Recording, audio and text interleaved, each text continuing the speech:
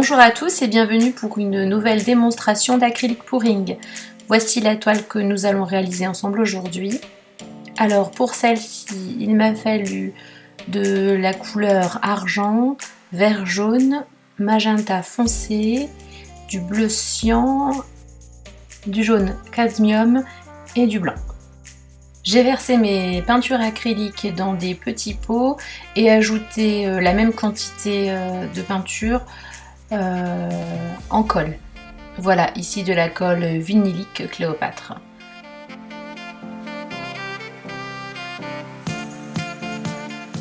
Alors à l'aide de petits bâtonnets en bois, je vais venir mélanger ma peinture à la colle.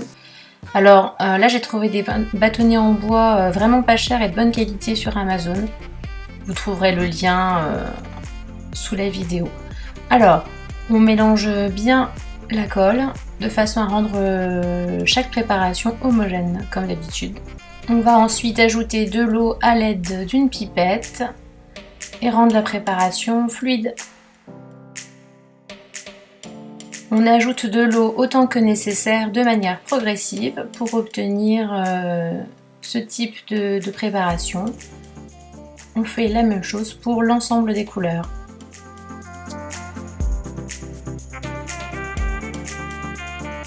On va ensuite ajouter le silicone en spray qu'on va transformer en silicone liquide en le pulvérisant dans un gobelet. Ensuite, on va en récupérer quelques gouttes à l'aide de la pipette. Voilà. Et on va en mettre à peu près 3 gouttes dans chaque pot.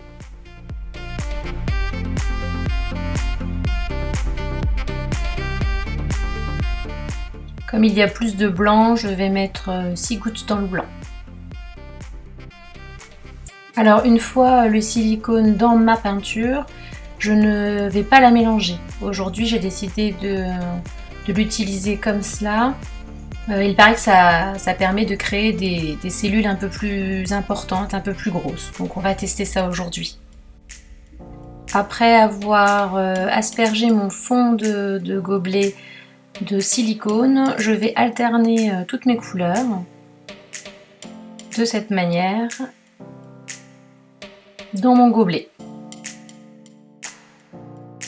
Alors, avant de commencer, je pense toujours à protéger ma table, à surélever ma toile à l'aide de punaises et aussi à la renforcer avec les petits bâtonnets prévus à cet effet. Allez, c'est parti, je retourne ma toile pour y déposer le contenu de mon gobelet. J'attends un petit peu.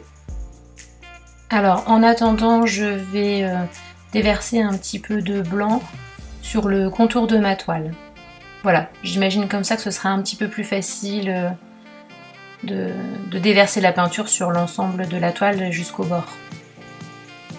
Ensuite, on va tranquillement déplacer le gobelet et enfin le soulever pour laisser descendre l'ensemble de la peinture.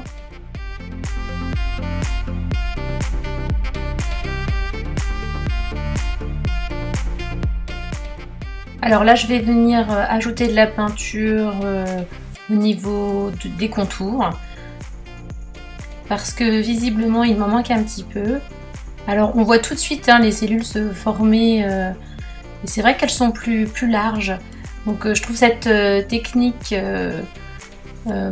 assez intéressante, c'est-à-dire de ne pas mélanger le silicone une fois qu'il a été intégré à la peinture. J'ai remis de la peinture sur les bords aussi parce que ça m'évite de trop manipuler la toile et de déformer les cellules qui se sont créées au centre de celle-ci. Voilà, parce que plus on va manipuler la toile et plus on va transformer l'aspect initial. Donc je veux pas trop manipuler la toile non plus. Ensuite, je vais venir ajouter un petit peu de peinture sur les bords quand il m'en manque.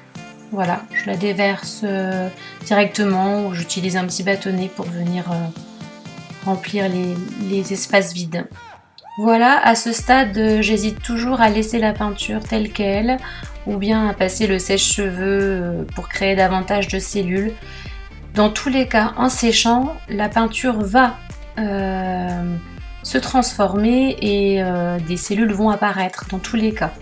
Voilà. Si on en veut plus, c'est bien de chauffer la peinture à l'aide d'un chalumeau ou d'un sèche-cheveux, tout simplement. Voilà. Mais on pourrait très bien ne pas la chauffer, cette peinture.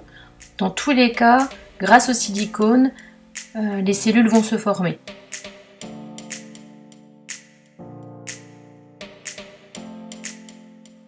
Alors, on arrive à la fin de cette démonstration. Je vous montre juste de plus près ce que cela donne. Voilà. Alors, c'est vraiment une technique très facile, toujours un petit peu aléatoire et que je trouve moi un petit peu magique quand même. Voilà. La peinture en séchant ne brillera pas autant, ce sera légèrement mat.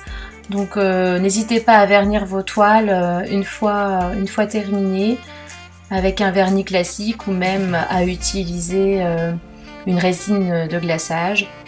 Voilà, ça peut être vraiment intéressant aussi.